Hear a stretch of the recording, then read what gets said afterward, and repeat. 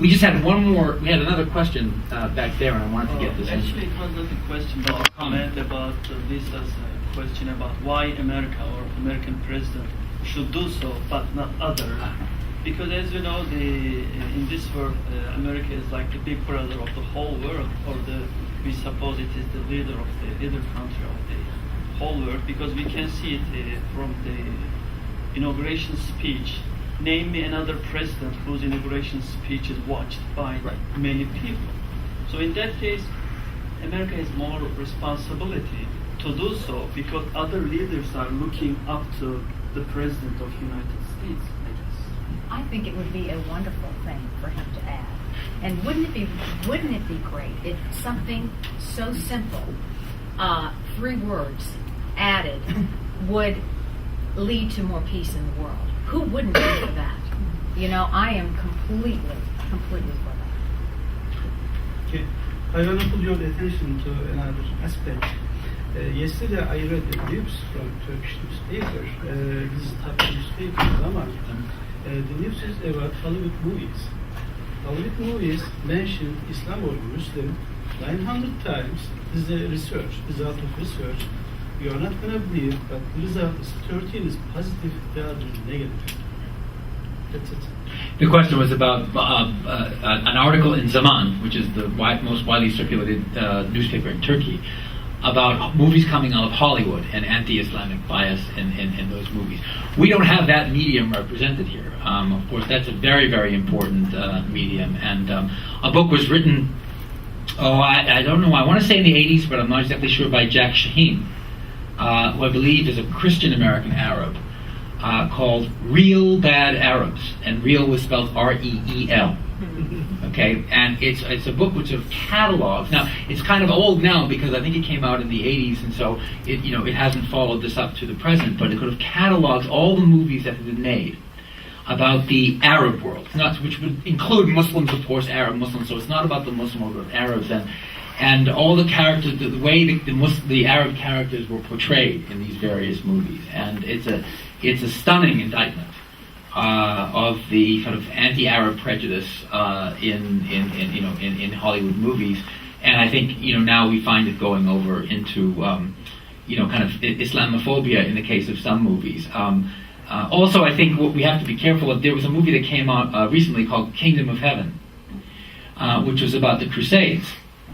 And this just, I think, proves the point of maybe the job of us educators is one we have to take very seriously and continue to dedicate ourselves to, because that's where you really have to be a critical consumer of what you're watching. The movie didn't have great things. There wasn't a positive message about the Crusades at all. One of the strengths of the movie was it focused actually on believe it or not, the convivencia that occurred during the Crusades. The Crusades was not a period of Christians and Muslims constantly at each other's throats wherever they met. The Crusades, and this does not justify the Crusades, but it was also a period where European Christians came to settle in the Middle East and began to develop relationships with Muslims, and so there were partnerships. So it kind of showed that. It also depicted Salahuddin al-Ayyubi, Saladin, in a positive light. But what you could easily miss is another message that ran through the film, and that was when Christian clergy were portrayed. You got some clergy portrayed as kind of bloodthirsty. We need to kill these Muslims, or convert them all. The Ann Coulters of the Crusading period. And don't get me started on Anne.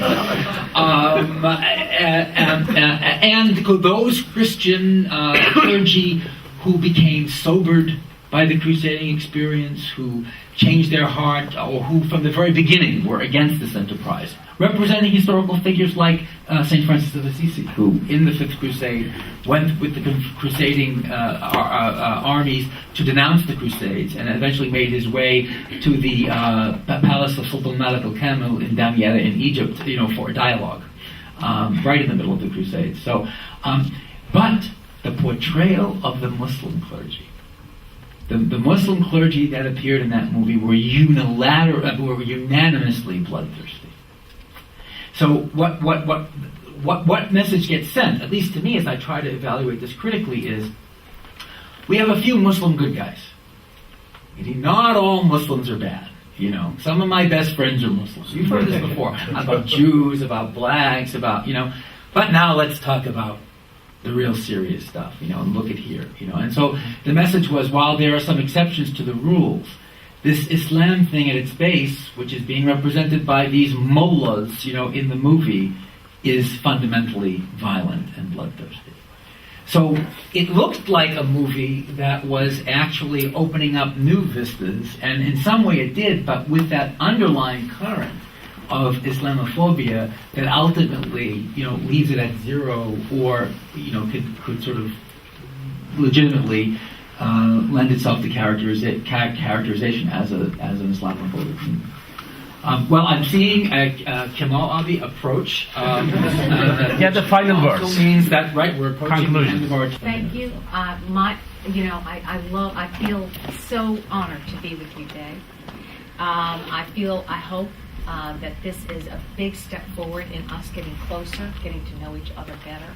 I definitely invite our station to come and visit, be helpful in any way to provide education to our reporters that have the responsibility of that microphone, to make sure that we're not furthering any of the words or things that divide us. And so again, I thank you so much. I also want to thank the Gulen Institute for hosting this. This was just a wonderful, wonderful event. It was great to hear your questions, and I think Scott did a fabulous job moderating it and framing the discussion. I'd just like to thank all of you for allowing us to be here, for sharing your thoughts with us, because this is how we learn and this is how we grow, and that's one of the most important things that we have to do in our profession, is that we hear all these sometimes critical things about us so that we can improve. So thank you for your time and helping us grow.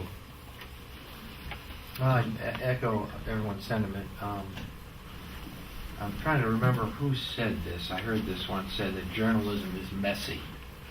And from what you probably heard here, Donahue said it on one of his shows. He says, journalism is messy. And it is. It's not an easy profession to get into. There are highs and lows, and nothing ever is 8 to 5. And as you probably gathered, there are a lot of issues and questions about theory and practicality that we wrestle with every day, and we do wrestle with them. But anytime we can discuss this with anybody to enlighten them on what we are going through, from people like yourself about what your questions are, concerns, I think we become better at what we do every day, and I appreciate you having us. And I'd like to say that it's my fervent hope that after being treated to the richness and sensitivity and generosity of our panelists, coming here, giving up their morning to engage in this discussion, that none of us in this room will go forward and allow ourselves to fall victim to media bashing and crude, unreflective stereotypes about the media. And so that we can really understand there are some fantastic people in the media. They have enormous challenges that they face in trying to perform with integrity their duties every day.